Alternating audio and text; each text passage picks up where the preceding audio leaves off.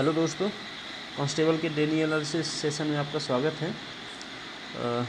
फटाफट देख लेते हैं। आज है 14 अगस्त, तीनों शिफ्ट के पेपर हो चुके हैं। अपन साइंस से शुरू कर रहे हैं। सबसे पहला क्वेश्चन है, पेट की अम्लता दूर करने के लिए किसका उपयोग किया जाता है? तो मिल्क ऑफ मैग्नीशिया का। अम्लता मतलब एसिडिटी जब पेट में बढ़ जाती है तो अपन कोई बेसिक मटेरियल क्षारीय चीज़ खाते हैं ताकि वो न्यूट्रलाइज हो जाए। तो मिल्क ऑफ मैग्नीशिया जो कि एक क्षारीय पदार्थ है, इसका उपयोग किया जाता है। आकाश का नीला रंग किसके कारण होता है? प्रकाश के प्रकीर्णन के कारण। ठीक है। वायुमंडल में छोटे छोटे जो धूल के बहुत छोटे कण होते हैं और पानी की जो वाष्प होती है, बहुत छोटे छोटे धूल के कण वगैरह ये सब टुकड़े होते हैं, इनसे प्रकाश टकरा के और चारों तरफ फैल जाता है। तो जिससे जो है तो प्रकाश का जो नीला रंग है उसका प्रकीर्णन सबसे ज़्यादा होता है। तो आकाश का रंग ही नीला दिखने लगता है ना। और द्रव्यमान संरक्षण का नियम किसने दिया था? लेवाजियर ने दिया था द्रव्यमान संरक्षण का नियम। गति का विरोध कौन सा बल करता है? घर्षण बल करता है। ठीक है। ध्वनि किस माध्यम में गमन नहीं कर सकती? तो ध्वनि निर्वात में गमन नहीं कर सकती। अर्थात ध्वनि ऐसा माध्यम, ध्वनि मतलब को गमन करने के लिए किसी न किसी माध्यम की आवश्यकता होती है। दरअसल निर्वात कोई माध्यम नहीं है। माध्यम तीन होते हैं, ठोस, द्रव और गैस। निर्वात ऐसी जगह है जहाँ कोई भी चीज़ एग्जिस्ट ही नहीं करती है, ना तो ठोस, द्रव, गैस कुछ भी नहीं होता, तो वहाँ ध्वनि जो है तो एक जगह से दूसरी जगह नहीं जा सकती। जनरेटर में किसका उपयोग किया जाता है? डीजल का उपयोग किया जाता है। आगे बढ़ते हैं। विद्युत उत्पादन के लिए किसका प्रयोग किया जाता है? तो कोयले का उपयोग किया जाता है। मतलब ऑप्शन उसमें दिया होगा 4 और पूछा था कि इनमें से किसका उपयोग विद्युत उत्पादन के लिए किया जाता है, तो कोयले का उपयोग किया जाता है ना। डेटॉल किस रसायन से बनता है? तो डेटॉल बनता है क्लोरेक्सिलॉन सस्पेंशन से जो है तो डेटॉल बनाई जाती है। पानी की सतह पर कोई वस्तु किस बल के कारण तैरती है? उत्प्लावक बल के कारण। उत्प्लावक मतलब नीचे से ऊपर पानी जो है तो एक फोर्स लगाता है जिसके कारण कोई वस्तु ऊपर तैरती रहती है ना। बैटरी के एक सिरे से दूसरे सिरे तक एक बल्ब जोड़ा जाए तो क्या होगा? ये ऑप्शन इसमें एक था कि परिपथ पूर्ण हो जाएगा। ये सब ऑप्शन के हिसाब से इसके आंसर वेरी करते हैं, है ना। तो ये ध्यान रखिएगा। इकोलॉजी शब्द किसने दिया था? अर्नेस्ट हैकल ने दिया था। पूछा था माचिस की तीली में क्या लगा होता है? तो माचिस की तीली में लाल फास्फोरस लगा होता है। दाब का मात्रक पूछा था, पास्कल होता है। पोटेशियम परमैंगनेट का सूत्र पूछा था, KMnO4 होता है। आगे जीके के क्वेश्चन देख लेते हैं। देखिए, साइंस जितना अभी तक, आज तीसरा दिन कंप्लीट हुआ, साइंस बिल्कुल आसान आ रही है। मैंने आपको बताया था कि आपको लुसेंट सामान्य ज्ञान में जो साइंस का पोर्शन है वहाँ से आपको पढ़ लेना है, उतने में आपका लगभग काम हो जाएगा। जीके में देख लेते हैं। मुखौटा नृत्य का पूछा था। मुखौटा नृत्य किस राज्य का है? अरुणाचल प्रदेश का। ध्यान रखिएगा, इस बार जो 2-3 चीज़ें ट्रेंड में चल रही हैं कांस्टेबल के, एक तो लोक नृत्य और दूसरा है ये लोक नृत्य के जो एक तो नृत्य से संबंधित कि कौन सा नृत्य किस राज्य से है, और व्यक्तियों का पूछ रहा है कि इनमें से कौन सा व्यक्ति किस नृत्य से संबंधित है ना। मतलब ओवरऑल जो नृत्य से रिलेटेड चीज़ें हैं वो ज़्यादा ट्रेंड में चल रही हैं, आपको ध्यान रखना है। पूछा था मिजोरम की राजधानी आइजॉल। बहुत ही सिंपल सा सवाल था।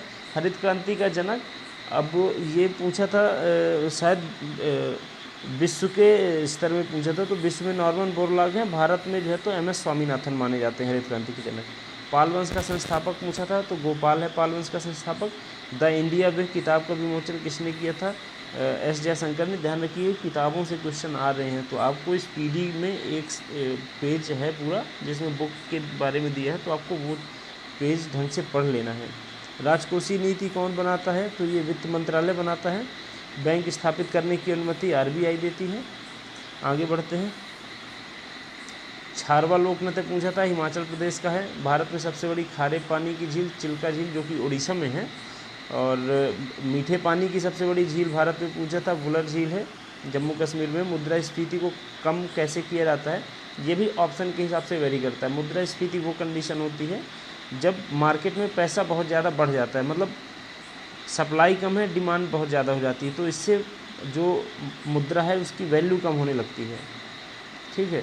तो हम अगर प्रोडक्शन बढ़ाएंगे तो ये चीज़ बैलेंस हो जाती है, अर्थात सप्लाई ज़्यादा कर देंगे तो डिमांड न्यूट्रलाइज हो जाएगी, या तो फिर जो लोगों के पास ज़्यादा पैसा है उसको हम जो है तो लोगों को इंस्पायर करेंगे कि वो सेविंग करें, अर्थात मार्केट से पैसा या तो कम कर दें या तो मार्केट में चीज़ों की सप्लाई ज़्यादा कर दें, तो मुद्रास्फीति जो है तो बैलेंस में आ जाती है।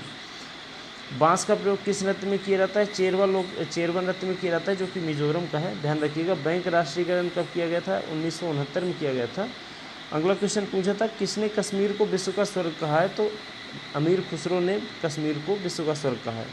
उर्सवा से क्वेश्चन आया था कि उर्सवा किससे संबंधित है? तो ये चोल साम्राज्य का है। और अश्वघोष की पुस्तक पूछा था, निम्न में से कौन सी पुस्तक अश्वघोष की है? तो बुद्ध चरित है। और रासलीला लोक नृत्य पूछा था, जो कि उत्तर प्रदेश का है। और एक कोई क्वेश्चन पूछा था कि कौन सी नदी भारत से निकलकर भारत में ही समाप्त हो जाती है, ऐसा कुछ था। तो ये विकल्प के अनुसार होगा, हो सकता है 3 नदियाँ भारत के बाहर की होंगी और 1 नदी भारत की दी रहा होगा। ये कि हो सकता है लूनी नदी से रिलेटेड क्वेश्चन रहा हो, क्योंकि लूनी नदी भारत के राज्य क्षेत्र के अंदर ही निकलती है और अंदर ही समाप्त हो जाती है। समाप्त मतलब किसी दूसरी नदी में नहीं मिलती, किसी महासागर में नहीं जाके गिरती, वो जो है तो ज़मीन में ही समा जाती है, सूख जाती है ना। तो हो सकता है इसमें लूनी ऑप्शन सही रहा हो, इसका ऑप्शन नहीं मिला हमें। पूछा था वर्तमान CBI निदेशक तो प्रवीण सूद हैं। ईरान का नेपोलियन नादिर शाह को कहा जाता है। अगर पूछ ले भारत का नेपोलियन तो याद रखिएगा समुद्रगुप्त को, है ना, कहा जाता है। तो क्वेश्चन था कि 400 डेज पुस्तक के लेखक चेतन भगत। ध्यान रखिए किताबों से क्वेश्चन आ रहे हैं, मैं बार बार बोल रहा हूँ, आप किताबें जितनी भी हैं इनके लेखक आप पढ़ के जाएंगे। दलितों को हरिजन महात्मा गांधी ने कहा था।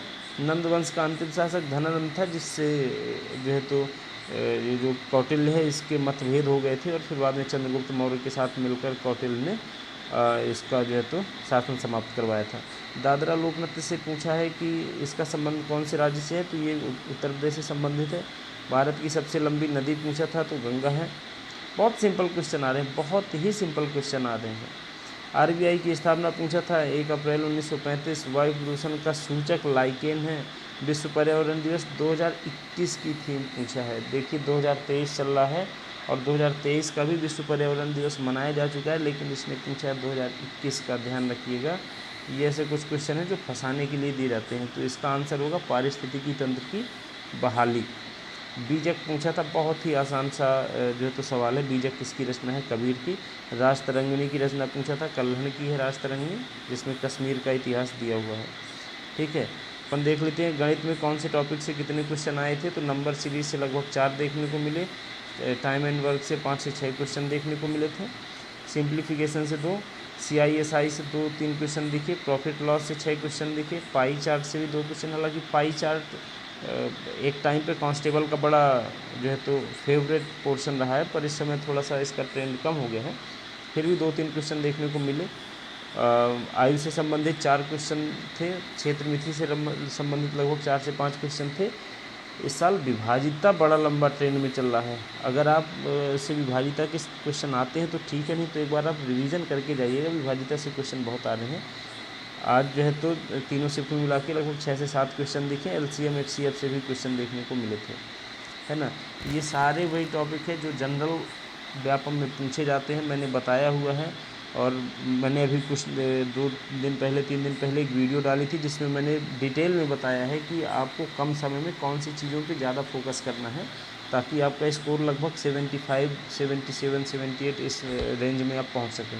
तो आपने उस वीडियो को नहीं देखा तो आप चैनल में जाइए और वीडियो देखिए, तो उससे आपको एक रफ़ आइडिया लग जाएगा। और मैं दावे के साथ कहता हूँ कि 80% क्वेश्चन इन्हीं टॉपिक के आसपास घूमेंगे, है ना। तो अगर आपकी तैयारी उतनी शानदार नहीं है, कम समय में आपको चीज़ें ज़्यादा क्वालिटी वाली चीज़ें कवर करनी है, तो आप वो वीडियो देखिए और वीडियो में जैसा मैंने बताया है उन टॉपिक को आप पहले फोकस में रख के उनको कवर करिए।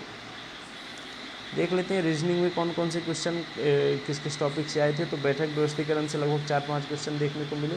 कोडिंग डिकोडिंग से भी 4-5 क्वेश्चन देखने को मिले। दिशा से, डायरेक्शन से 3-4 क्वेश्चन थे। सादृश्यता, एनालॉगी, समानता वाले थे, इनसे भी क्वेश्चन देखने को मिले।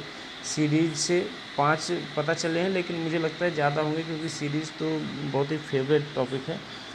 सिलोजिज्म से 4 से 5 देखने को मिले। पजल भी आई थी, 4-5 क्वेश्चन थे। दर्पण प्रतिबिंब इस साल बड़ा इम्पोर्टेंट, बिल्कुल स्टार लगाए दे रहा हूँ, बहुत ही इंपॉर्टेंट टॉपिक है। मिरर इमेज से क्वेश्चन हर शिफ्ट में आ रहे हैं और भर भर के क्वेश्चन आ रहे हैं।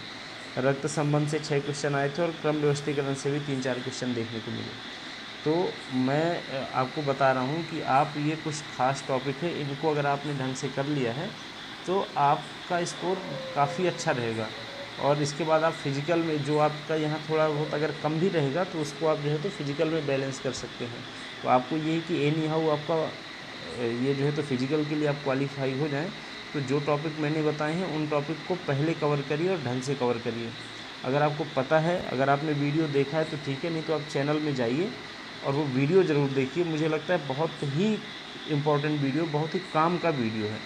ठीक है, तो ठीक है, मैं ज़्यादा समय नहीं लूँगा और मैं आपको बार बार ये रिक्वेस्ट कर रहा हूँ कि आप एनालिसिस वीडियो 10 से 12 मिनट का देखिए, बाकी लाइव एनालिसिस मत देखिएगा। समय ख़राब करने की कोई आवश्यकता नहीं है, आपका समय बहुत कीमती है और है ना, तो इसको जो है तो बचा के चलिए। ठीक है, तो कल मिलते हैं। ठीक है, गुड नाइट।